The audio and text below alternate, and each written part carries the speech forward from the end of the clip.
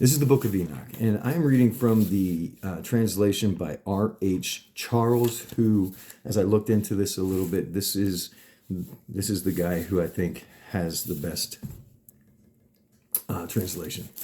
So the Book of Enoch, Section 1, Chapters 1 through 36.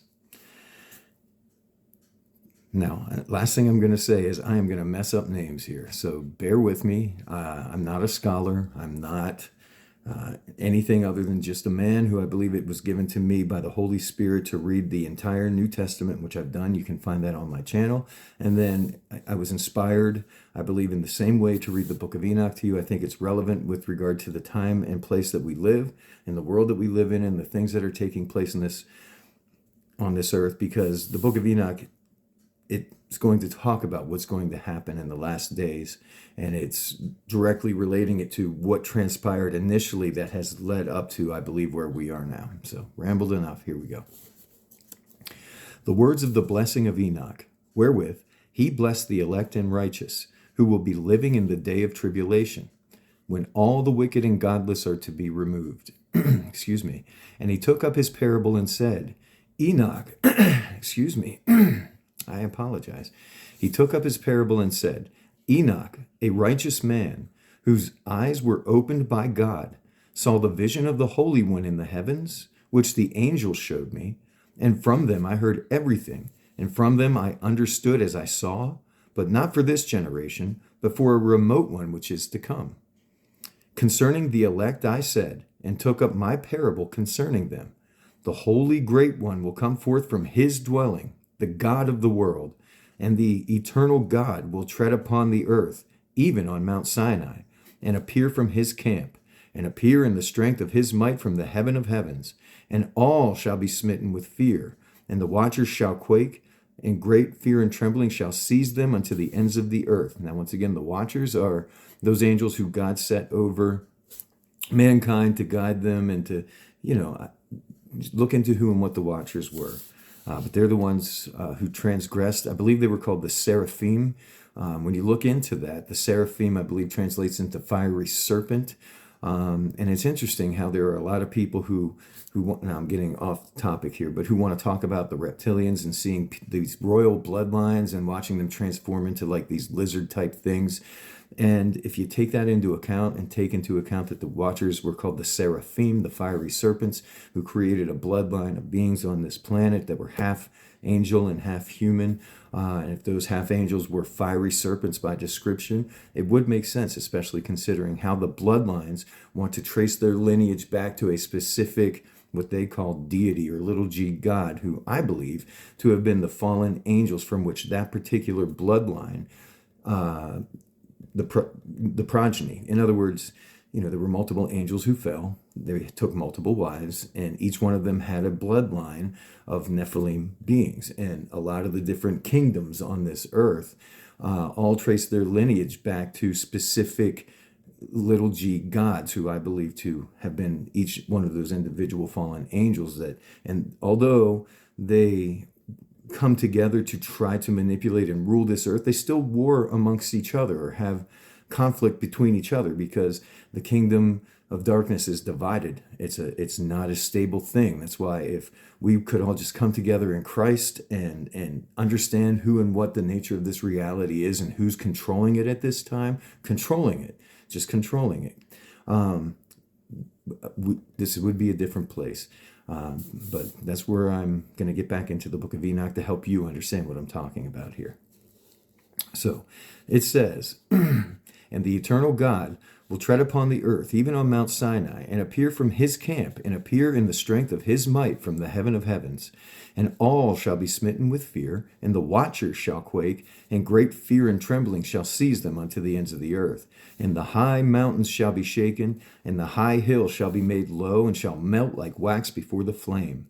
And the earth shall be wholly rent in sunder, and all that is upon the earth shall perish, and there shall be a judgment upon all men. Excuse me.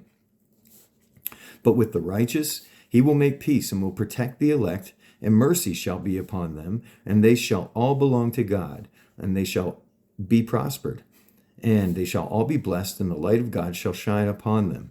And behold, He cometh with 10,000s of his holy ones to execute judgment upon all, and to destroy all the ungodly, and will convict all flesh of all that the sinners and ungodly have wrought and ungodly committed against him.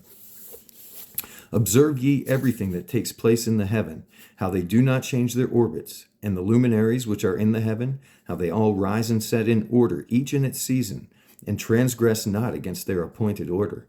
Behold ye the earth, and give heed to the things which take place upon it from first to last, how steadfast they are, how none of the things upon earth change, but all the works of God appear to you. Behold the summer and the winter, how the whole earth is filled with water, and clouds and dew and rain lie upon it. Observe and see how, in the winter, all the trees seem as though they had withered and shed all their leaves, except 14 trees, which do not lose their foliage, but retain the old foliage from 2 to 3 years till the new comes. And again, observe ye the days of summer, how the sun is above the earth over against it, and you seek shade and shelter by reason of the heat of the sun. And the earth also burns with growing heat, and so you cannot tread on the earth or on a rock by reason of its heat. Observe ye how the trees cover themselves with green leaves and bear fruit. Wherefore give ye heed and know with regard to all his works, and recognize how he that liveth forever hath made them so. And all his works go on thus from year to year forever, and all the tasks which they accomplish for him, and their tasks change not, but according as God hath ordained, so it is done. And behold, how the rivers and seas come together to accomplish their task. But ye have not been steadfast, nor done the commandments of the Lord. But ye have turned away and spoken proud and hard words with your impure mouths against his greatness. O ye hard-hearted, ye shall find no peace. Therefore shall ye execrate your days, and the years of your life shall perish, and the years of your destruction shall be multiplied in eternal execration, and ye shall find no mercy. In those days ye shall make your name for an eternal execration unto all the righteous, and they will evermore execrate you as sinners. You together with all other sinners. But for the elect there shall be light and joy and peace, and they shall inherit the earth.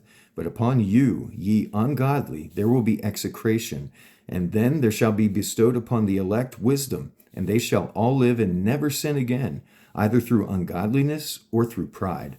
But they who are wise shall be humble, nor fall again into sin, and they will not be punished all the days of their life, nor shall they die of the divine anger or wrath, but they shall complete the number of their days of their life, and their life shall be increased in peace, and the years of their joy shall be multiplied in eternal gladness and peace all the days of their life. And it came to pass, when the children of men had multiplied, that in those days were born unto them beautiful and comely daughters. And the angels, the children of heaven, saw and lusted after them, and said to one another, Come, let us choose wives from among the children of men, and beget us children. And Semyaza, who was their leader, said unto them, I fear ye will not indeed agree to do this deed, and I alone shall have to pay the penalty of a great sin. So they already knew right off the bat that what they were about to do was very wrong. And they all answered him and said, Let us all swear an oath, and all bind ourselves by mutual imprecations, not to abandon this plan, but to do this thing. So, and I'm going to really quickly say, when the children of men had multiplied in those days that were born unto, and the angels, it's very specifically saying the angels. Now, I want to read to you from the book of Genesis here in the very beginning, where it's talking directly about this. So this is from the King James Bible. This is 1959. It's what I read the entire New Testament from. It was gifted to me by somebody, by a couple of people together who I love very much. Anyway, this is that book, and this is Genesis. This is chapter 6. I'm just going to read the beginning of it here, and this will be exactly what Enoch is describing here. Chapter 6. Verse 1, And it came to pass, when men began to multiply on the face of the earth, and daughters were born unto them, that the sons of God saw the daughters of men, that they were fair, and they took them wives of all which they chose. And the Lord said, My spirit shall not always strive with man, for that he also is flesh, yet his days shall be 120 years. There were giants in the earth in those days, and also after that, when the sons of God came in unto the daughters of men, and they bare children to them. The same became mighty men, which were of old, men of renown. And God saw that the wickedness of man was great in the earth, and that every imagination of the thoughts of his heart was only evil continually. And it repented the Lord that he had made man on the earth, and it grieved him to his heart. So then the Lord said, I will destroy man whom I have created from the face of the earth, both man and beast and creeping thing and the fowls of the air, for it repenteth me that I have made them. But Noah found grace in the eyes of the Lord. So what's happening here, and what the book of Enoch is going to get into, is that these angels, fallen angels, made a pact with themselves and took the daughters of man, and from them took wives and created a new race of beings. That so they were still physical, earthly beings who were corrupted and evil, and continued with each generation to become even more so, as you'll see. And ultimately, where it got to the point where God said, we got to start over. Noah's the only person, he and his wife and his children, who are perfect in their generations. In other words, I take that to mean that their DNA or their bloodline had not become corrupted with the bloodline of the Nephilim, because, as time goes on, everybody's going to start intermarrying and having relationships and having children. And so they're all going to have offspring that have that DNA in them. So as time goes on, things become worse and worse, and we're going to get back into this. So we'll just start back here. They swear all together and bound themselves by mutual imprecations upon Mount Hermon.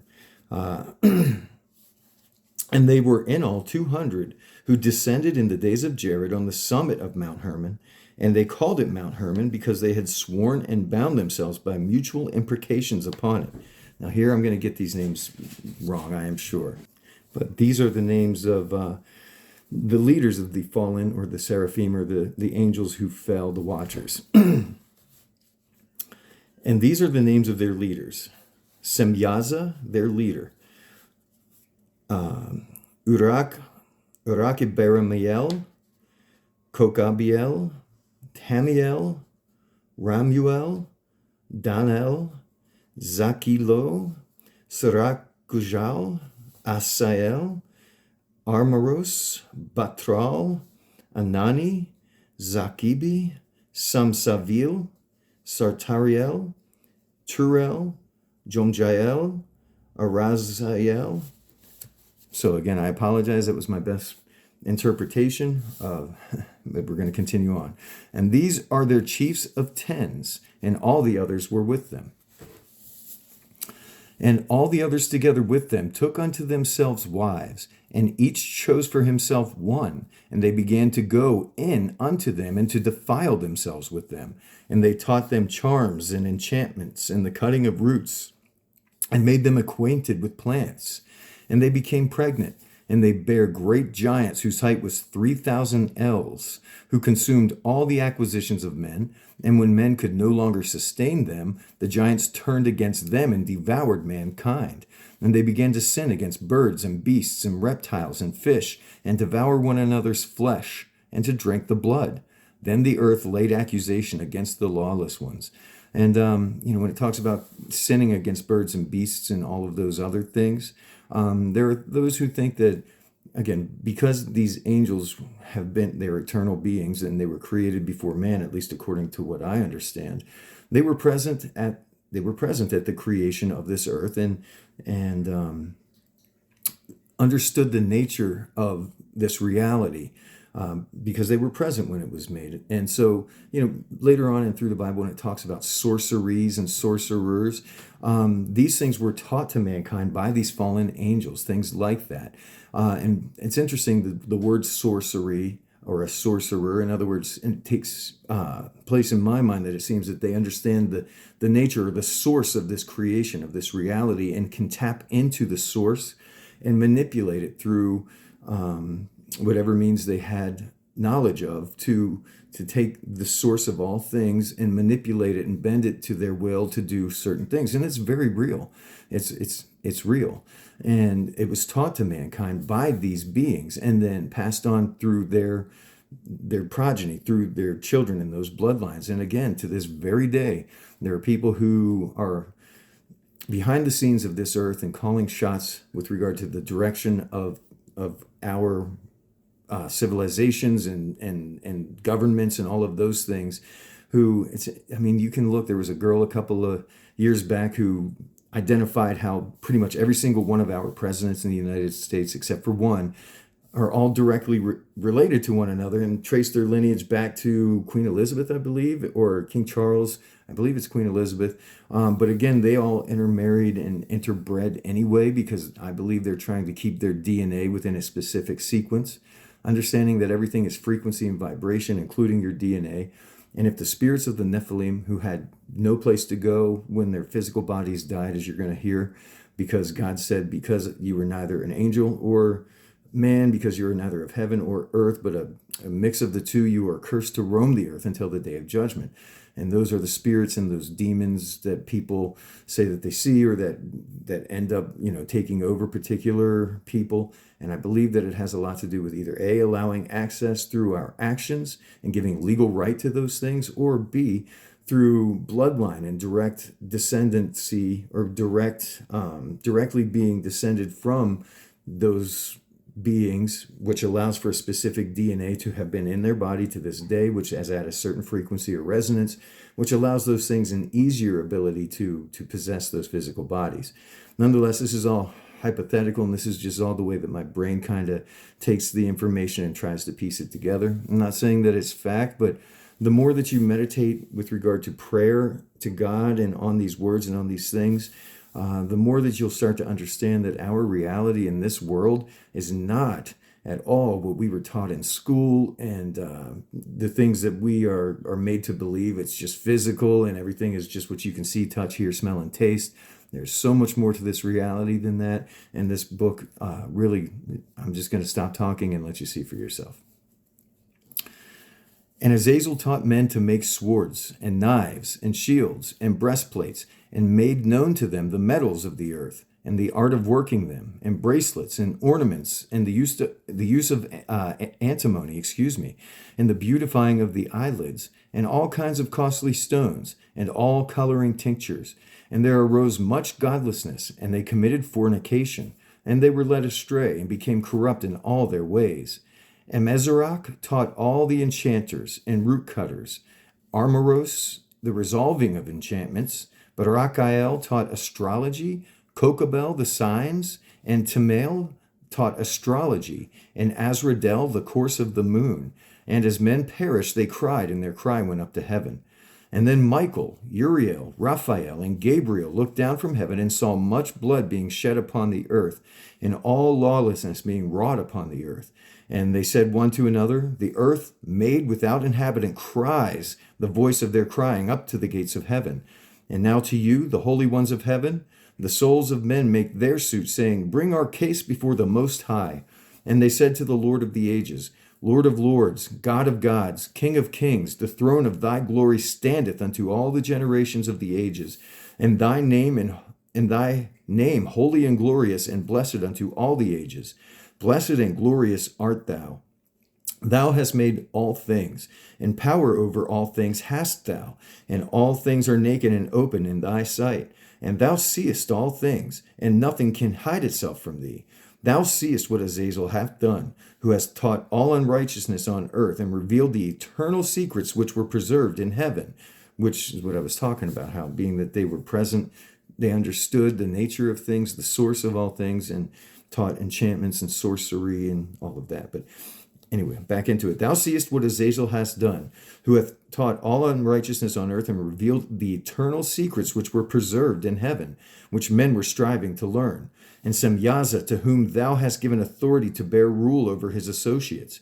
And they have gone to the daughters of men upon the earth, and have slept with the woman, and have defiled themselves, and revealed to them all kinds of sins.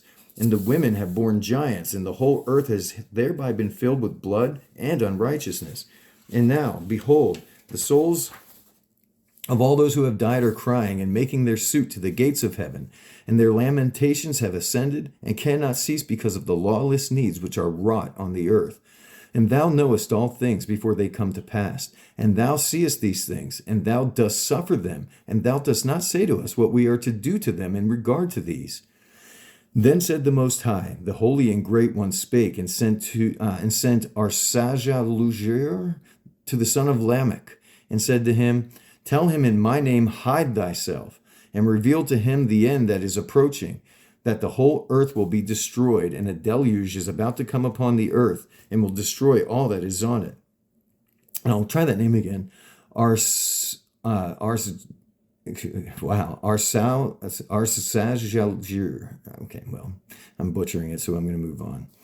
And now instruct him that he may escape. And he's talking about Noah there, but that is how Noah is addressed. That's why I wanted to try to pronounce it properly, but there's just no way. The spelling is Arsajalajur. And he's the son of Lamech. So that's Noah.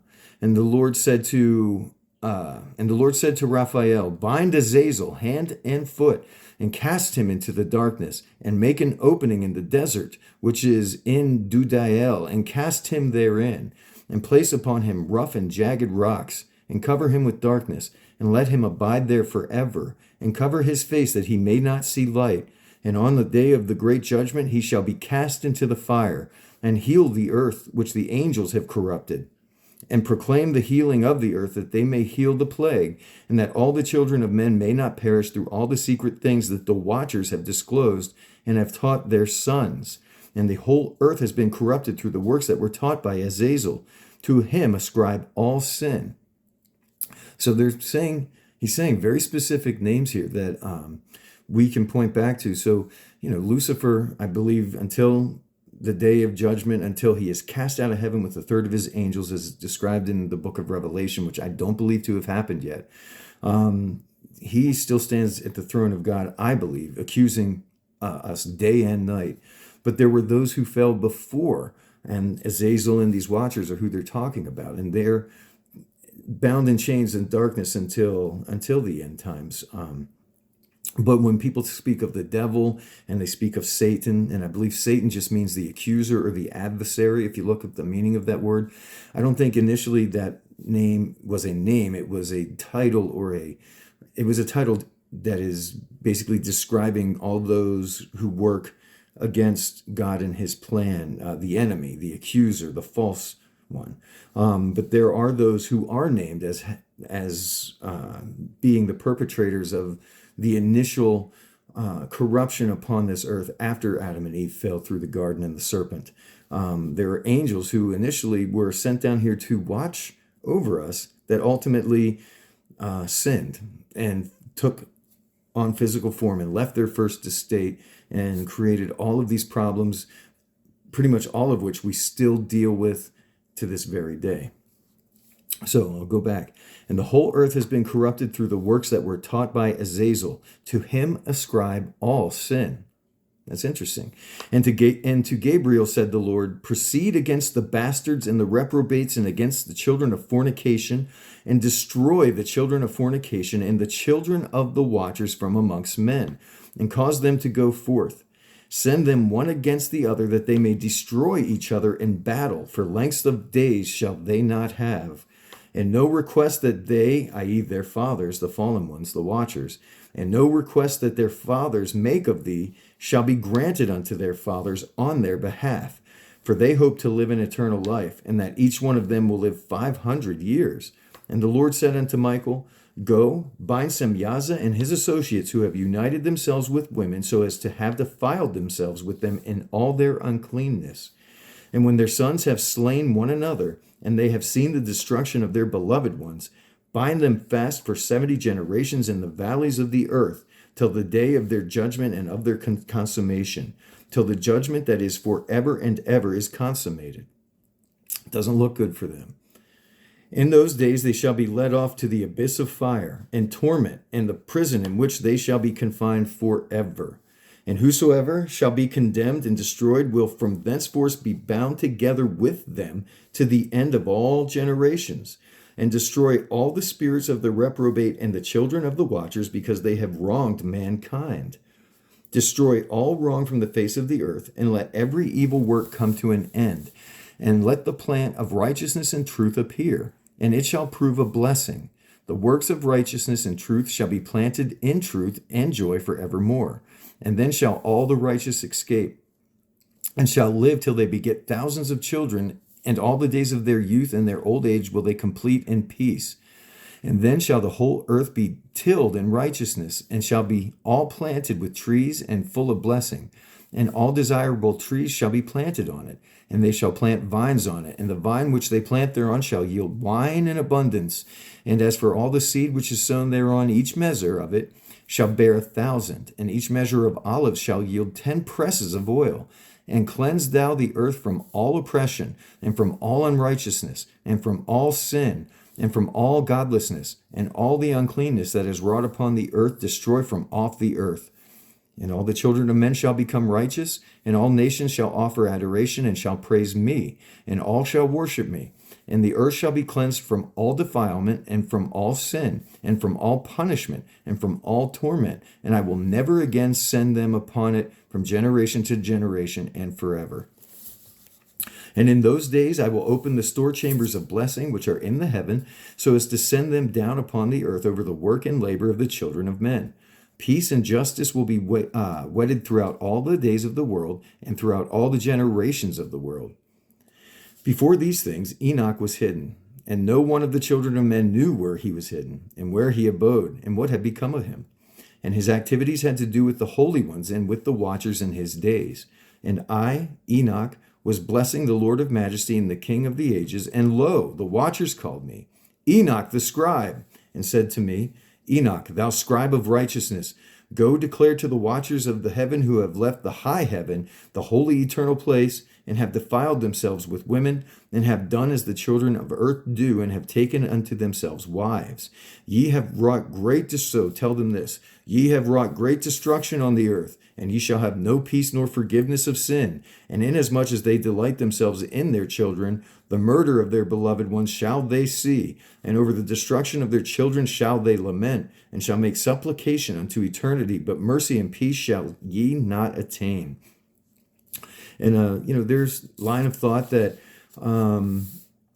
so Adam and Eve were in the garden, and the serpent spoke to Eve and caused her and Adam through her, bringing what was brought to her to him, mankind to fall. And they caused us to sin, and the wages of sin are death. And because God at that time cursed the serpent and said that there would be enmity between your seed and the seed of man, and he shall crush your head, and you shall bruise his heel. There's a school of thought that the watchers who fell, part of their purpose was to prevent the seed of man from bringing forth the Messiah. So they attempted to corrupt, again, the DNA of mankind, so that Christ could not be born of Adam's bloodline. In other words, of a pure bloodline, an uncorrupted one. And that it was a pact made between the rulers on the earth at that time, the men who were like in charge, and there was a marriage contract. So the fallen angels fell, and all of a sudden the watchers came down, let's put it that way, and all of a sudden there were these glorious beings who, let's face it, they're angels. They were made higher than mankind with regard to their appearance and the fact that they were eternal beings, and suddenly here are these little g gods walking amongst the earth, coming to the leaders of men and saying, if you give me your daughter's hand in marriage, your generations from here on out will be the kings of the earth and the rulers of the earth, and they because they're directly descended from me, and I am a little g god. So of course the people on the earth were like, this is amazing, and they perhaps considered it an honor and gave their daughters over in marriage. And this bloodline was created from these different watchers, different bloodlines, who ended up becoming the different rulers over different parts of the earth initially. And there's a school of thought, before I get too deep and digress way too far, that it happened as a part of a plan to prevent the Messiah from being born, so that they, through their children, because earth was given unto man to govern. The Genesis says that mankind was given the earth, and he should govern over it. And so that was God's law. And the angels can't break God's law. So they came up or devised a plan where they could, through their bloodline, through the people who were of this earth, who were given this earth, if they willfully gave their daughters over in marriage, and then those two beings had a child that was born of also of the seed of Adam, but of the seed of the angels, they had a right or a claim on this earth, and they, through their children, could rule the earth as little g gods. You see what I'm saying? So even though they couldn't directly rule or intervene with regard to being like rulers on the earth, they could rule vicariously through their children. So their children, the Nephilim, would go to their fathers for direction and send all of the people there to worship their fathers. And then their fathers could rule the earth through their children throughout their bloodlines, throughout the rest of the time that this earth existed. So there's a school of thought that believed that it was a part of a plan to take the earth away from God and God's plan, and to have it for themselves and to be worshipped as little g gods. Really interesting stuff. But as you can see, I get very excited about this. But I know that there's truth in this. And I know when you take a look at our world and the people who call the shots and just the state of this world, outside of our day-to-day mundane lives where we get up, take a shower, have some coffee, go to work, struggle mentally and emotionally, come back, have dinner, and live our little lives. Some of us bigger than others. Nonetheless, we all are stuck in these cycles on this earth. And I believe that we are directly oppressed and controlled by beings who actually loathe us and hate us because we can be saved. They cannot, and they know that. So they're trying to take as many of us with them as they can when this earth faces judgment. So anyway, I get excited and I start going on these tangents, so I apologize, and I'm going to get back into this. So we'll get back into this. Enoch is saying he had been hidden so that he wasn't taking part of any of these things. And now the watchers are reaching out to Enoch and saying, we want you to intercede on our behalf to our Father in heaven because he loves you. So here we go. And ye shall have no peace or forgiveness, they're saying to the watchers. And inasmuch as they delight themselves in their children, the murder of their beloved ones shall they see, and over the destruction of their children shall they lament. And if what I was just saying, how they were using their children as, number one, they were their children, so I'm sure they had an emotional, if you will, if angels were able to do so to them. And then also their plans are being completely destroyed here, because they're going to have to watch all of their progeny, all of their children kill each other, and then ultimately be wiped off the earth. And you shall make supplication unto eternity, but mercy and peace shall ye not attain, the fallen.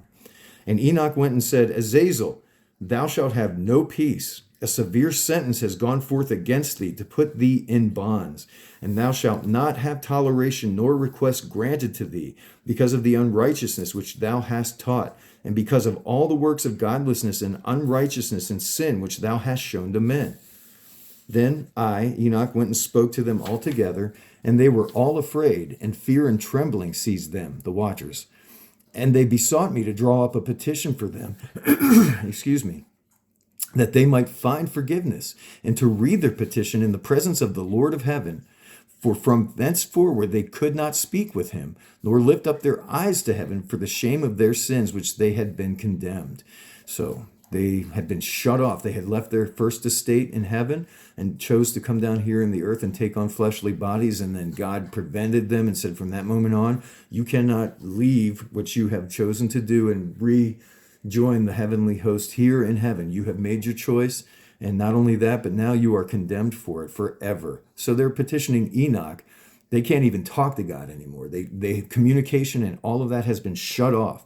They can't hear the Father in heaven anymore, which I can't imagine being an angel and being able to be permitted into like the same, we'll say, sphere of influence in the same heavenly place as God, and hearing what I can only imagine to be like just the most beautiful sounds and frequencies, and just that communication that was probably constant and eternal. The joy and all of the things that were part of that was suddenly just cut off from them. Could you imagine being thrown into one of those soundproof rooms where you can't hear, like it's those isolation chambers where everything is just completely just not beyond dead silent, just like people say who go into those places, how uncomfortable and just disturbing it ends up being, because like that sensory input that they're constantly hearing, even if there's no noise, is completely shut off. So I can't imagine on a much grander scale having that between you and our Father in heaven and having that just silenced. Had to have been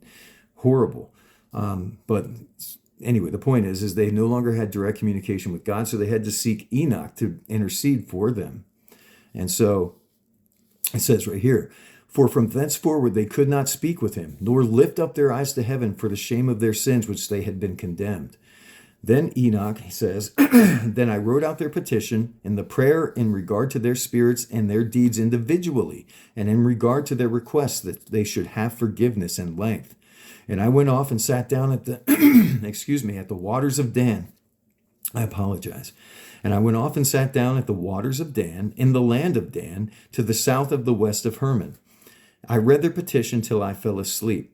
And behold, a dream came to me, and visions fell down upon me. And I saw visions of chastisement, and a voice came bidding me to tell the sons of heaven and reprimand them. And when I awaked, I came unto them, and they were all sitting gathered together, weeping, with their faces at Ublasegel, which is between Lebanon and Sinsir, with their faces covered. And I recounted before them all the visions which I had seen in sleep, and I began to speak the words of righteousness and to reprimand the heavenly watchers. Now, interestingly, they mention down at the waters of Dan, in the land of Dan.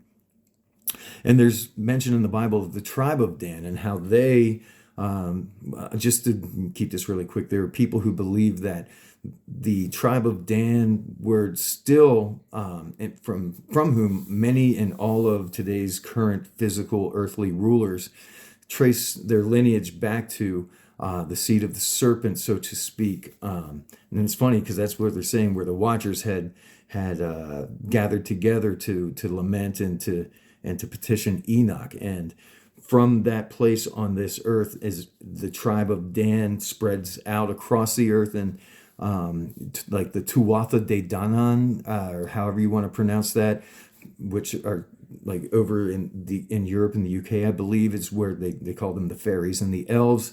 So anytime you look at Dan in a name of a people and stuff like that, many times it's very heavily and directly related to serpents and mystical things and fairies and otherworldly beings and stuff like that. So it's interesting that they gathered in the land of Dan to the south and the west of Mount Hermon. Anyway, I'll continue. So he's reprimanding the watchers after this dream. And he says, the book of the words of righteousness and of the reprimand of the eternal watchers in accordance with the command of the Holy Great One in that vision. I saw in my sleep that I will now say with the tongue of flesh and with the breath of my mouth, which the Great One has given to men to converse therewith and understand with the heart. So he's saying, with the tongue that we were given to converse with and to speak what's on our hearts, I'm going to tell you this. As he, our Father in heaven, as he has created and given to man the power of understanding the word of wisdom, so hath he created me also and given me the power of reprimanding the watchers, the children of heaven. I wrote out your petition, and in my vision it appeared thus, that your petition will not be granted unto you throughout all the days of eternity, and that judgment has been finally passed upon you. Yea, your petition will not be granted unto you, and from henceforth you shall not ascend into heaven unto all eternity, and in bonds of the earth the decree has gone forth to bind you for all the days of the world. And that previously you shall have seen the destruction of your beloved sons, and ye shall have no pleasure in them, but they shall fall before you by the sword. And your petition on their behalf shall not be granted, nor yet on your own, even though you weep and pray and speak all the words contained in the writing which I have written. And the vision was shown to me thus. Behold, in the vision clouds invited me, and a mist summoned me, and the course of the stars and the lightning sped and hastened to me. And the winds in the vision caused me to fly, and lifted me upward, and bore me into heaven. And I went in till I drew nigh to a wall, which is built of crystals, and surrounded by tongues of fire, and it began to affright me. And I went into the tongues of fire, and drew nigh to a large house, which was built of crystals. And the walls of the house were like a mosaic floor made of crystals, and its groundwork was of crystal. Its ceiling was like the path of the stars and the lightnings, and between them were fiery cherubim, and their heaven was clear as water. A flaming fire surrounded the walls, and its portals blazed with fire. And I entered into that house, and it was hot as fire and cold as ice. There were no delights of life therein. Fear covered me, and trembling got hold upon me. And as I quaked and trembled, I fell upon my face. And I beheld a vision, and lo, there was a second house greater than the former, and the entire portal stood open before me, and it was built of flames of fire. And in every respect it so excelled in splendor and magnificence and extent that I cannot describe to you its splendor and its extent. And its floor was of fire, and above it were lightnings and the paths of the stars, and its ceiling was also flaming fire. And I looked and saw therein a lofty throne. Its appearance was as of crystal, and the wheels thereof as the shining sun. And there was the vision of cherubim. And from underneath the throne came streams of flaming fire, so that I could not look thereon. And the great glory sat thereon, and his raiment shone more brightly than the sun, and was whiter than any snow. None of the angels could enter, and could behold his face by reason of the magnificence and glory, and no flesh could behold him. The flaming fire was round about him, and a great fire stood before him, and none around could draw nigh him. 10,000 times 10,000 stood before him, yet he needed no counselor. And the most holy ones who were nigh to him did not leave by night nor depart from him. And until then I had been prostrate, on my face, trembling. And the Lord called me with his own mouth and said to me, Come hither, Enoch, and hear my word. And one of the holy ones came to me and waked me, and he made me rise up and approach the door, and I bowed my face downward. And he answered and said to me, and I heard his voice, Fear not, Enoch, thou righteous man and scribe of righteousness, approach hither and hear my voice. And go, say to the watchers of heaven, who have sent thee to intercede for them, you should intercede for men, and not men for you. Wherefore have ye left the high, holy, and eternal heaven, and lain with women, and defiled yourselves with the daughters of men, and taken to yourselves wives, and done like the children of earth, and begotten giants as your sons? And though ye were holy, spiritual, living the eternal life, you have defiled yourselves with the blood of women, and have begotten children with the blood of flesh. And, as the children of men have lusted after flesh and blood, as those also do who die and perish. Therefore have I given them wives also, that they might impregnate them and beget children by them, that thus nothing might be wanting to them on earth. But you were formerly spiritual, living the eternal life and immortal for all generations of the world. And therefore I have not appointed wives for you, for as for the spiritual ones of the heaven, in heaven is their dwelling. And now the giants who are produced from the spirits and flesh shall be called evil spirits upon the earth, and on the earth shall be their dwelling. Evil spirits have proceeded from their bodies, because they are born from men, and from the holy watchers is their beginning and primal origin. They shall be evil spirits on earth, and evil spirits shall they be called. As for the spirits of heaven, in heaven shall be their dwelling, but as for the spirits of the earth which were born upon the earth, and on the earth shall be their dwelling. And the spirits of the giants afflict, oppress, destroy, attack, do battle, and work destruction on the earth and cause trouble. They take no food, but nevertheless hunger and thirst and cause offenses. And these spirits shall rise up against the children of men and against women, because they have proceeded from them.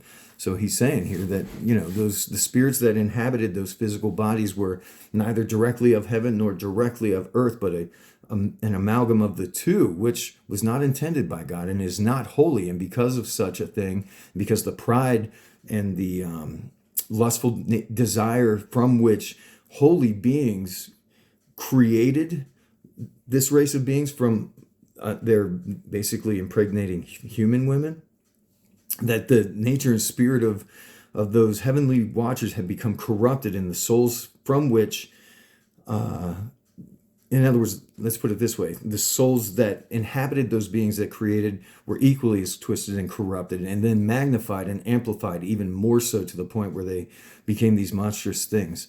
But I'll continue. From the days of the slaughter and destruction and death of the giants, from the souls of whose flesh the spirits, having gone forth, shall destroy without incurring judgment, thus shall they destroy until the day of the consummation, the great judgment in which this age shall be consummated. over the watchers and the godless, yea, shall be wholly consummated. And now as to the watchers who have sent thee to intercede for them, who had been aforetime in heaven, say to them, you have been in heaven, but all the mysteries had not yet been revealed to you, and you knew worthless ones, and these in the hardness of your hearts you have made known to the women. And through these mysteries, women and men work much evil on the earth. So he's saying that you thought you knew everything, but the things that you knew were actually worthless. They have nothing to do with the greatness and the magnificence and the glory that is the kingdom of heaven. The things that you thought that you knew as watchers that were so far above that which man knew, in God's eyes are worthless. And as a result of the fact of them having been taught to the people of earth, those things have corrupted them now as a result, and the whole earth has become just corrupted. We'll just use that word. So our Heavenly Father is saying to Enoch, say to them, therefore, the watchers, you have no peace. And the angels took and brought Enoch to a place, it says, and they took and brought me to a place in which those who were there were like a flaming fire. And when they wished, they appeared as men. And they brought me to the place of darkness and to a mountain, the point of whose summit reached to heaven. And I saw the places of the luminaries and the treasuries and the stars and of the thunder and of the uttermost depths, which were a fiery bow and arrows in their quiver, and a fiery sword and all the lightnings. And they took me to the living waters and to the fire of the west, which receives every setting of the sun. And I came to a river of fire in which the fire flows like water and discharges itself into the great sea towards the west. I saw the great rivers and came to the great river and to the great darkness, and went to the place where no flesh walks. I saw the mountains of darkness. I saw the mountains of the darkness of winter, and the place whence all the waters of the deep flow. I saw the mouths of all the rivers of the earth and the mouths of the deep. I saw the treasures of all the winds. I saw how he had furnished with them the whole creation and the firm foundations of the earth. I'm going to reread that.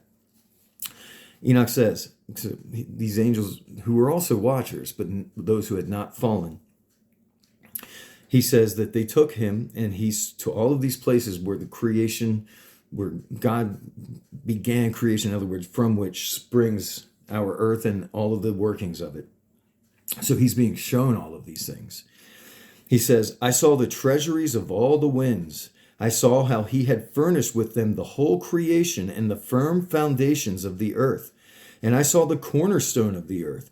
I saw the four winds which bear the earth and the firmament of the heaven. And he's speaking directly of the firmament here. One of the reasons this book, I believe, was taken out of canonized scripture, it just describes and talks way too much about the natures of the earth and those beings, the spiritual nature of our reality, and how we live in a very, very spiritual creation, and that the physical things that we interact with and do are just such this. I mean, if those secrets that the angels were taught, God's, that seems to us to be like the source of things, sorcery, and like just give people through these wicked deeds the ability to manipulate things of this earth.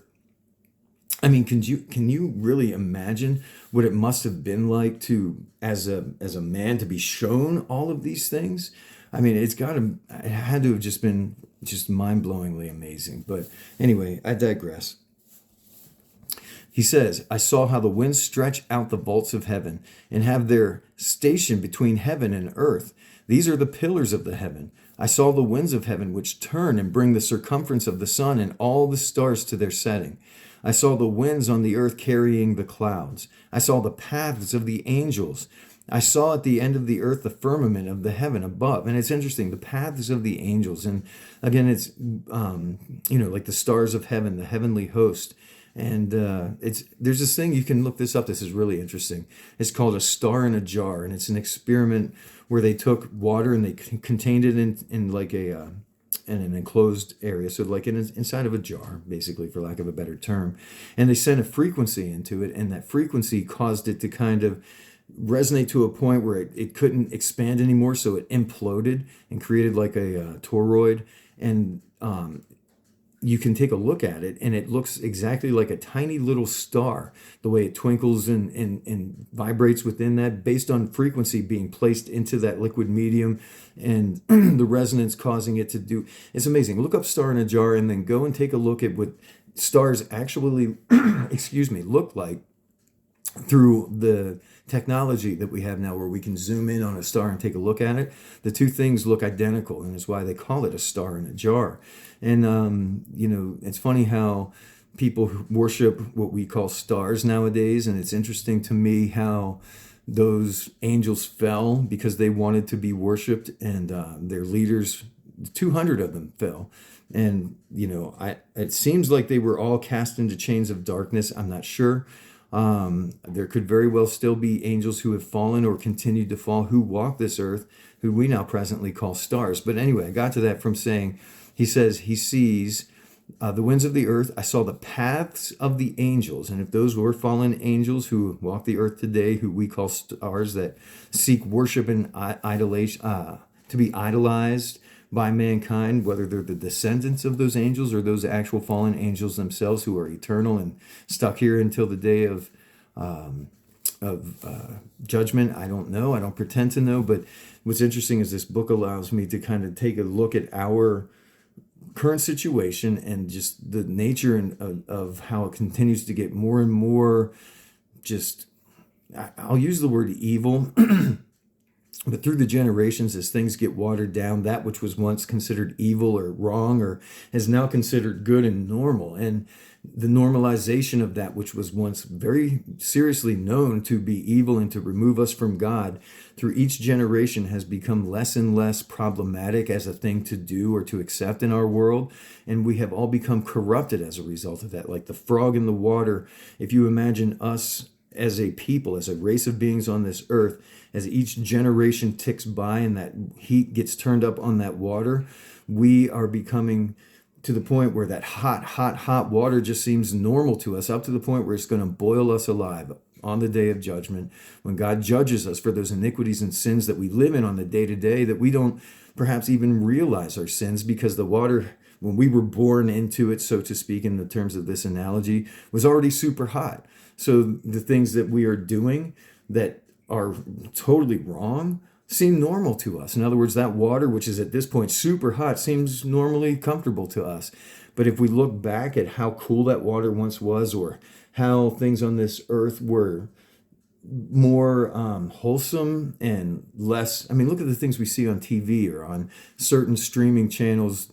I mean, some of the programs that we are inundated with through our eyes, the portals into our souls, the things that we allow into our temples, our physical bodies, through what we speak, see, hear, have become so corrupted that it just seems normal to us. Like, just all I'm saying is over the ages, the things that were definitely known to be wrong have become normalized. And we live in a time and place now that I believe these fallen beings have conditioned for us to recognize as normal, so that when judgment comes, we are held accountable for those things.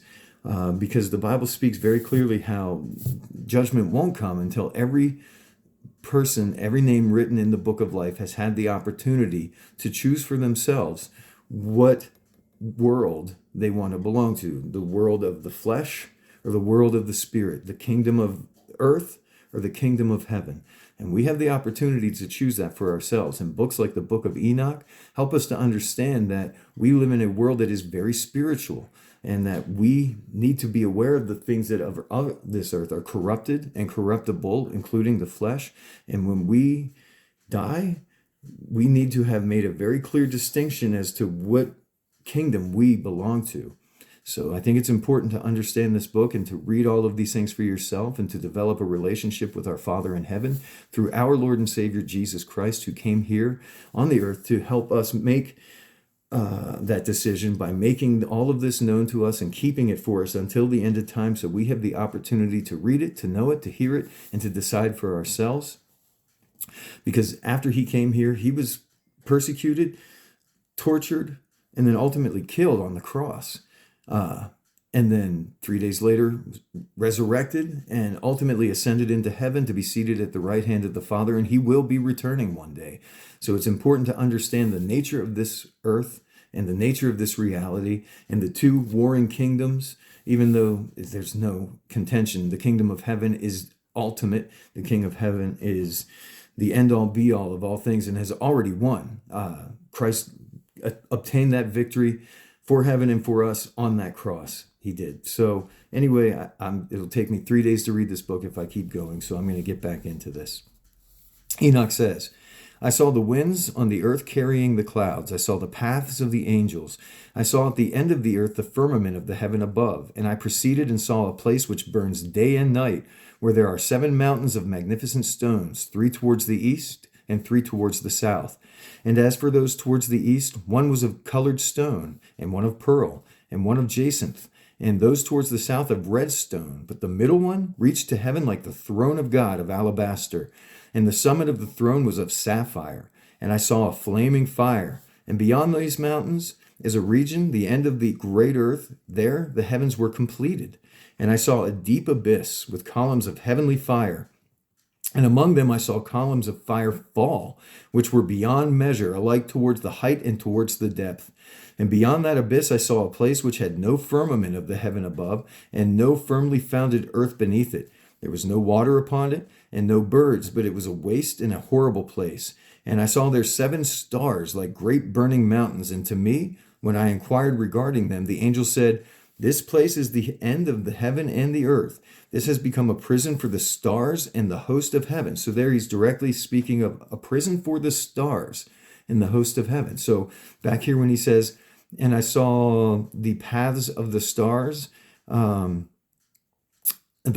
I saw the paths of the angels. And here he says, this is a place, it has become a prison for the stars and the host of heaven. So, I mean, and I don't think it's a coincidence that we call those people on this earth that we worship, and they get their stars on the walk of fame.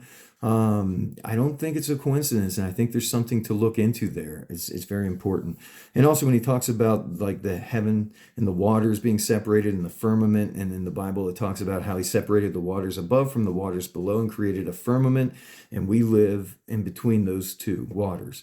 And then the stars, which are like, if you look at that star in the jar that I was telling you about, how it's frequency or vibration trapped within a watery medium.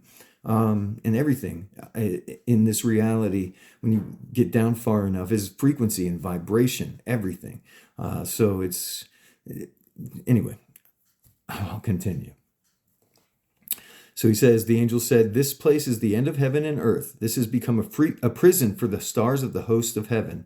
And the stars which roll over the fire are they which have transgressed the commandment of the Lord in their beginning of their rising. And the stars which roll over the fire are they which have transgressed the commandment of the Lord in the beginning of their rising, because they did not come forth at their appointed time. So once again, he's attributing stars to beings, to beings that are imprisoned. So keep that in mind. And he was wroth with them and bound them till the time when their guilt should be consummated, even for 10,000 years. And Uriel said to me, Here shall stand the angels who have connected themselves with women. So once again, he's saying this is the place where the stars are imprisoned. Now Uriel, the angel of the Lord, is connecting those things with angels, those two things. So again, be careful who you're idolizing and worshiping upon this earth. Just be careful. Here shall stand the angels who have connected themselves with women, and their spirits assuming many different forms are defiling mankind. So their spirits assuming many different forms are defiling mankind and shall lead them astray into sacrificing to demons as gods. So think about in the Bible when they talk about Baal and Moloch and even into like the Greek and Roman pantheons and things like that, when they tell stories of how Hercules is the son of a god and a mortal, and that's a little g god. So once again, those fallen angels who came down, who when these people who walked the earth at that time saw them and their magnificence and the things that they were able to do by tapping into the source of things, of course the people on the earth, especially if they had gone astray from God, would believe and would think of these beings as gods. And if those beings told them that we created you and we want to take your daughters and create a bloodline on the earth with your bloodline, don't you think those people at that time would probably have been like considering that an honor, because they didn't, perhaps they had fallen away or gone astray from God? I mean, there's a lot of room in here. And I don't pretend to know any of it, but a lot of it intuitively, it just seems to make sense. It feels right to me. And again, I take it in prayer, and we should all take it in prayer to God. And I believe that if we have a relationship with Him, He will reprove us and He will direct us in the right direction. And so far, a lot of this stuff still rings very true to me. And I really believe the book of Enoch is inspired, even though the people who put the Bible together, who had the authority and the right to do so, for whatever reason, chose to keep it out of it, saying that they felt it was not divinely inspired. Even in the book of Jude, they speak of Enoch as a prophet, spoken about in Hebrews, I believe as well, Jude was. And then again in the book of Revelation, as I've read, they tell the very same story as being told in the book of Enoch, which was written before the Bible. So they were pulling that information from somewhere, and this seems to be the only source that is still available at this very time in our timeline that talks about these things. So to me, it seems like it is definitely something, if you want to take the Bible at face value, which I do, and also in a much deeper sense, there's a lot going on within the Bible that is very spiritual. It is the Word of God. It is a living thing. In other words, as time progresses, things that were hidden within it become revealed. I believe that Enoch is definitely something that we should each at least consider and take to God for ourselves and ask if it's something that we should pay attention to. I believe that it is, but I'll continue. And it says here, and the stars which roll over the fire are they which have transgressed the commandment of the Lord in the beginning of their rising, because they did not come forth at their appointed times.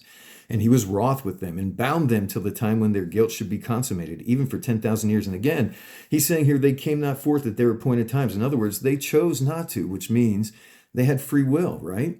If God appointed a time for something, and this is our Creator appointed a time for something, our Father in heaven, and they chose not to, in other words, they did not come forth at their appointed times, then I take that to mean that they chose not to do so. They had free will and made the choice not to. And the same would be the story for those who fell, those angels who fell and took from amongst mankind wives and produced that race of beings. They chose to do so, which means the angels also have free will, at least from what I can tell here.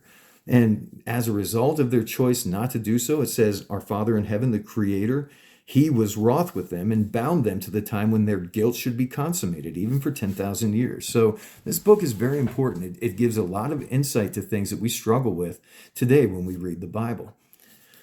And I think that's why it was why they chose not to include it, or why at some point it was removed and then we were told they chose not to include it. Whatever the case may be, there's enough evidence in the Bible that tells me that this is something to read and to understand. And Uriel said to me, here shall stand the angels who have connected themselves with women, and their spirits, assuming many different forms, are defiling mankind and shall lead them astray into sacrificing to demons as gods. Here shall they stand till the day of the great judgment, in which they shall be judged till they are made the end of. And the women also of the angels who went astray shall become sirens. Now, I mean, there's a guy who's, I think is Sauced, I forget what his name is. He was on Instagram and he was out on a ship and he was a fisherman out there, and he has actual footage of, I believe it to be real. Again, when I take it in prayer, I think it was legit. I don't think it was fake. I think his name was like Sauced 420 or something along those lines. But he has actual physical and audible evidence of these sirens, I truly believe. So if you can find it, if it's still available, go check it out. It's really interesting. But sirens, also mermaids, are what people now know them as. But in the book of Enoch, it says that the Lord says that those women who agreed to go into marriage and have children with the watchers, they too are judged. And of the women also of the angels who went astray shall become sirens. So look into that. And I, Enoch, alone saw the vision, the ends of all things, and no man shall see as I have seen.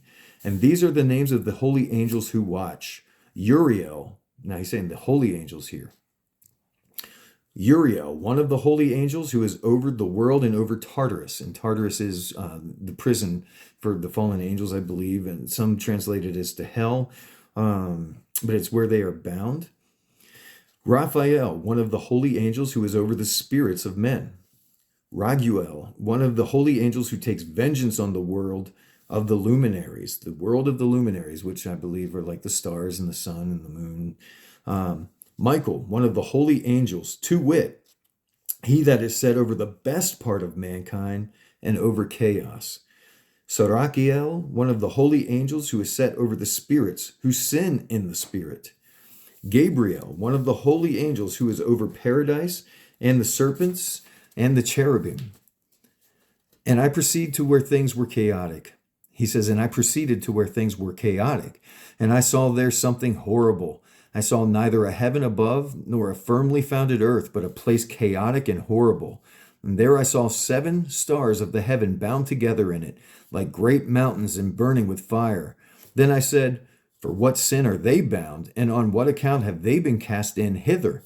Then said Uriel, one of the holy angels who was with me, and was chief over them, and said, Enoch, why dost thou ask, and why art thou eager for the truth? These are of the number of the stars of heaven, which have transgressed the commandment of the Lord, and are bound here till 10,000 years, the time entailed by their sins are consummated.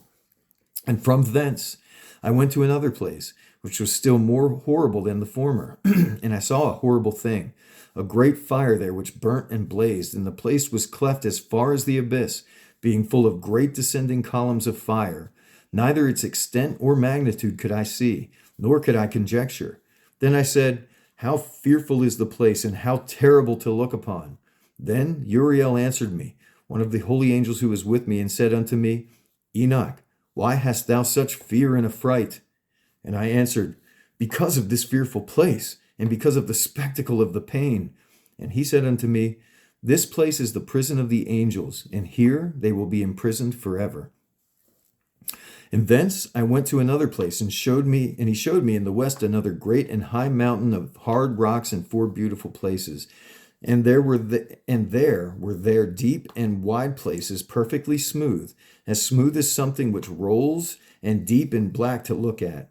Then Raphael answered, one of the holy angels who was with me, and said unto me, these hollow places have been created for this very purpose, that the spirits of the souls of the dead should assemble therein, yea, that all the souls of the children of men should assemble here.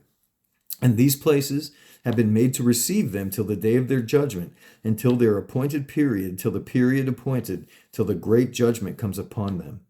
I saw the spirits of the children of men who were dead, and their voice went forth to heaven and made suit. Then I asked Raphael the angel who was with me, and I said unto him, the spirit, whose is it whose voice goeth forth and maketh suit? And he answered me, saying, this is the spirit which went forth from Abel, whom his brother Cain slew, and he makes his suit against him till his seed is destroyed from the face of the earth, and his seed is annihilated from amongst the seed of men. And therefore at that time I asked regarding him, and regarding the judgment of all, why is one separated from the other? And he answered me and said unto me, these 3 have been made that the spirits of the dead might be separated. And such a division has been made for the spirits of the righteous, in which there as the bright spring of water. And such has been made for sinners when they die and are buried in the earth, and judgment has not been executed on them in their lifetime. Here their spirits shall be set apart in this great pain till the day of judgment and punishment and torment of those who curse forever, and retribution for their spirits. There he shall bind them forever. And such a division has been made for the spirits of those who make their suit, who make disclosures concerning their destruction when they were slain in the days of the sinners. Such has been made for the spirits of men who were not righteous, but sinners, who were complete in transgression, and of the transgressors. They shall be companions, but their spirits shall not be slain in the day of judgment, nor shall they be raised from thence. Then I blessed the Lord of glory and said, blessed be my Lord, the Lord of righteousness, who ruleth forever. It's very interesting there. I mean, go back and re-listen to that, or go read it for yourself and take it to our Father in heaven for prayer, because it talks about what happens to our souls when they leave their bodies and are waiting the day of judgment. So Again, I know this is not considered canon, but there's some really, really, really interesting stuff in here, very deep stuff, and stuff that will really allow for you to take an opportunity to contemplate and through prayer and discernment, understand the truth of it and what that means for us as we walk here in the physical and what awaits us when this physical body dies. So, very important. From thence I went to another place to the west of the ends of the earth, and I saw a burning fire which ran without resting and paused not from its course day or night, but ran regularly. And I asked, saying, What is this which rests not? Then Raguel, one of the holy angels who was with me, answered me and said unto me, This course of fire which thou hast seen is the fire in the west, which persecutes all the luminaries of heaven. And from thence I went to another place on the earth, and he showed me a mountain range of fire which burnt day and night. And I went beyond it and saw 7 magnificent mountains, all differing from each from the other. And the stones thereof were magnificent and beautiful, magnificent as a whole, of glorious appearance and fair exterior, 3 towards the east, one founded on the other, and 3 towards the south, one upon the other, and deep rough ravines, no one of which joined with any other. And the 7th mountain was in the midst of these, and it excelled them in height, resembling the seat of a throne. And fragrant trees encircled the throne, and amongst them was a tree such as I had never yet smelt, neither was any amongst them, nor were others like it. It had a fragrance beyond all fragrance, and its leaves and blooms and wood wither not forever. And its fruit is beautiful, and its fruit resembles the dates of palms. Then I said, How beautiful is this tree, and fragrant, and its leaves are fair, and its blooms are very delightful in appearance. Then answered Michael, one of the holy and honored angels who was with me, and was their leader. And he said unto me, Enoch, why dost thou ask me regarding the fragrance of the tree, and why dost thou wish to learn the truth? Then I answered him, saying, I wish to know about everything, but especially about this tree. And he answered, saying, This high mountain which thou hast seen, whose summit is like the throne of God, is his throne, where the holy great one, the Lord of glory, the eternal King, will sit when he shall come down to visit the earth with goodness. And as for this fragrant tree, no mortal is permitted to touch it till the great judgment, when he shall take vengeance on all and bring everything to its consummation forever. It shall then be given to the righteous and holy. Its fruit shall be for food to the elect. It shall be transplanted to the holy place, to the temple of the Lord, the eternal King. Then shall they rejoice with joy and be glad, and into the holy place shall they enter, and its fragrance shall be in their bones, and they shall live a long life on earth, such as thy fathers lived, and in their days shall no sorrow or plague or torment or calamity touch them. Then blessed I the God of glory, the eternal King, who hath prepared such things for the righteous, and hath created them and promised to give them.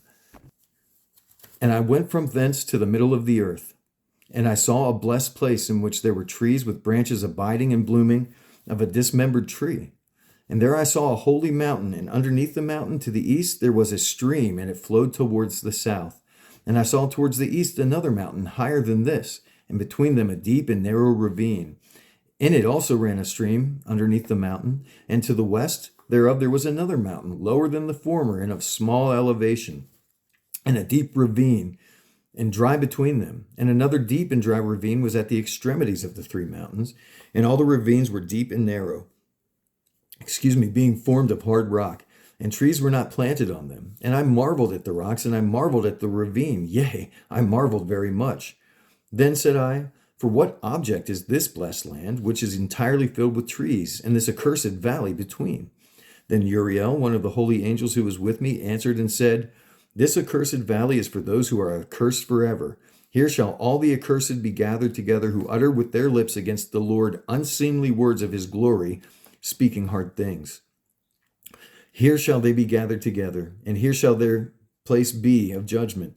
In the last days there shall be upon them the spectacle of righteous judgment in the presence of the righteous forever. Here shall the merciful bless the Lord of glory, the eternal King. In the days of judgment over the former, they shall bless him for the mercy in accordance with which he has assigned them their lot. Then I blessed the Lord of glory, and set forth his glory, and lauded him gloriously. And thence I went towards the east, in the midst of the mountain range of the desert, and I saw a wilderness, and it was solitary, full of trees and plants. And water gushed forth from above, rushing like a copious watercourse, which flowed towards the northwest, and caused clouds and dew to ascend on every side. And thence I went to another place in the desert, and approached to the east of this mountain range. And there I saw aromatic trees exhaling the fragrance of frankincense and myrrh, and the trees also were similar to the almond tree. And beyond these, I went afar to the east, and I saw another place, a valley full of water. And therein there was a tree, the color of fragrant trees such as the mastic. And on the sides of those valleys I saw fragrant cinnamon, and beyond these I proceeded to the east. And I saw other mountains, and amongst them were groves of trees, and there flowed forth from them nectar, which is named Surya, Sarira, and Galbanum. And beyond these mountains I saw another mountain to the east of the ends of the earth, whereon were aloe trees, and all of the trees were full of a hard substance like almonds. And the taste of that fruit, when one took of that fruit, was better than all fragrant odors. And after these fragrant odors, I looked towards north over the mountains. I saw 7 mountains full of choice nard and fragrant trees and cinnamon and pepper. And thence I went over the summits of all these mountains, far toward the east of the earth, and passed above the Erythraean Sea, and went far from it, and passed over the angel Zutiel, and came to the garden of righteousness, and saw beyond those trees many large trees growing there, and of goodly fragrance, large, very beautiful and glorious, and the tree of wisdom, whereof they eat and know great wisdom. That tree is in height like the fir, and its leaves are like those of the carob tree, and its fruit is like the clusters of the vine, very beautiful, and the fragrance of the tree penetrates afar. Then I said, how beautiful is the tree, and how attractive it is to look. Then Raphael, the holy angel who was with me, answered and said, this is the tree of wisdom, of which thy father old in years and thy aged mother, who were before thee, have eaten, and they learnt wisdom, and their eyes were opened, and they knew that they were naked, and they were driven out of the garden. And from thence I went to the ends of the earth, and saw there great beasts, and each differed from the other. And I saw birds also differing in appearance and beauty and voice, the one differing from the other. And to the east of those beasts I saw the ends of the earth, whereon the heaven rests, and the portals of the heaven open. And I saw how the stars of heaven come forth, and I counted the portals out of which they proceed, and wrote down all their outlets of each individual star by itself, according to their number, and their names, their courses, and their positions, and their times, and their months, as Uriel, the holy angel who was with me, showed me. He showed me all things, and wrote them down for me. Also their names he wrote for me, and their laws and their companies. And from thence I went towards the north to the ends of the earth, and there I saw a great and glorious device at the ends of the whole earth. And here I saw 3 portals of heaven open in the heaven. Through each of them proceed north winds. When they blow, there is cold, hail, frost, snow, dew, and rain. And out of one portal they blow for good. But when they blow through the other 2 portals, it is with violence and affliction on the earth, and they blow with violence. And from thence I went towards the west to the ends of the earth, and I saw there 3 portals of the heaven open, such as I had seen in the east, the same number of portals, and the same number of outlets. And from thence I went to the south to the ends of the earth, and saw there 3 open portals of the heaven, and thence there come dew, rain, and wind. And from thence I went to the east to the ends of the heaven, and saw here the 3 eastern portals of heaven, open, and small portals above them. Through each of these small portals pass the stars of heaven, and run their courses to the west on the path which is shown to them. As often as I saw, I blessed always the Lord of glory, and I continued to bless the Lord of glory, who has wrought great and glorious wonders, to show the greatness of his work to the angels, and to the spirits, and to men, that they might praise his work in all his creation, that they might see the work of his might, and praise the great work of his hands, and bless him forever. And that's the end of section 1, all the way up to chapter 36. And I'm going to stop there for now because we're going an hour and a half into it. But notice how when he's describing what he's seeing and the workings of it, and he's talking about the north, the east, the south, and the west, and it sounds to me like a place that is not, there's a north, a south, an east, a west, and there is a firmament above it, and there are portals within that things are being sent down and across to the earth.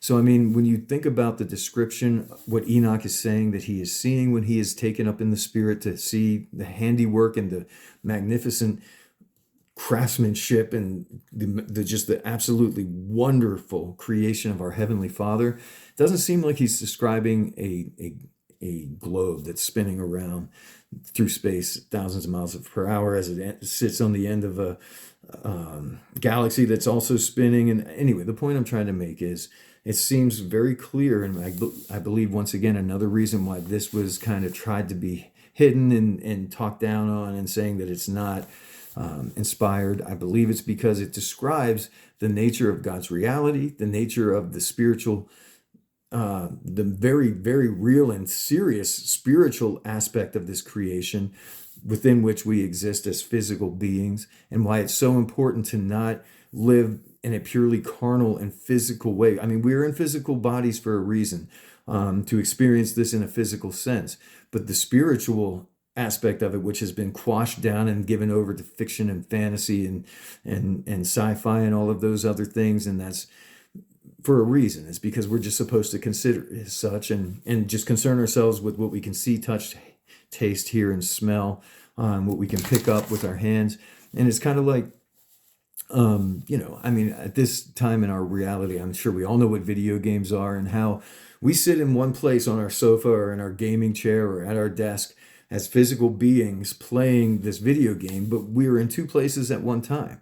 We are sitting in our physical bodies on that whatever we're sitting on, but we're also actively, mentally, and emotionally sometimes present in another reality, interacting with that reality in the only way that we're able to do so, which is logging in as a character in that reality.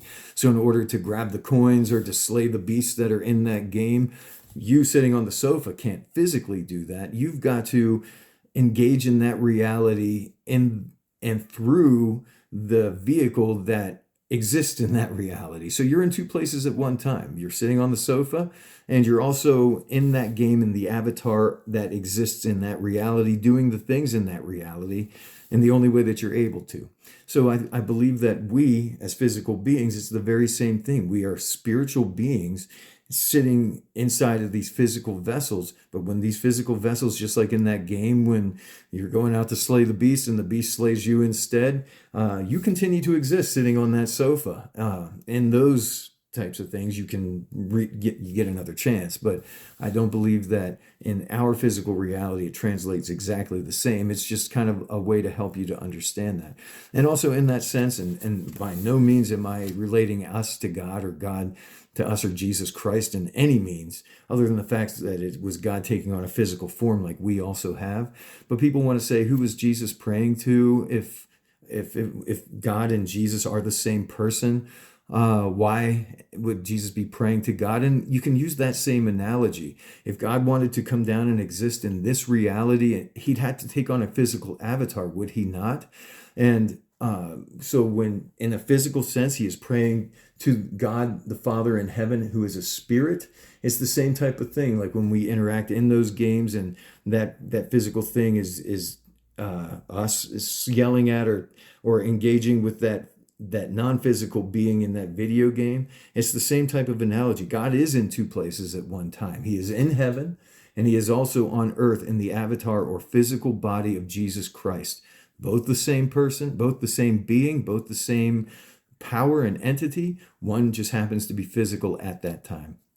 And again, is to this very day seated at the right hand of the Father and will return again in a physical sense. And again, that was a horribly sloppy attempt to try to describe it, but it seems right to me, and it feels right that you can look at it in such a way on a much grander scale that would actually, there's no way we could physically comprehend it with our physical brains, but it maybe might help to make sense for those of you who have a question. How can God the Father be in two places at one time? Well, it's the same way that you can be in two places at one time when you sit on your sofa playing Fortnite or pick a game. It doesn't matter. So yeah, you can be in two places at once, can't you?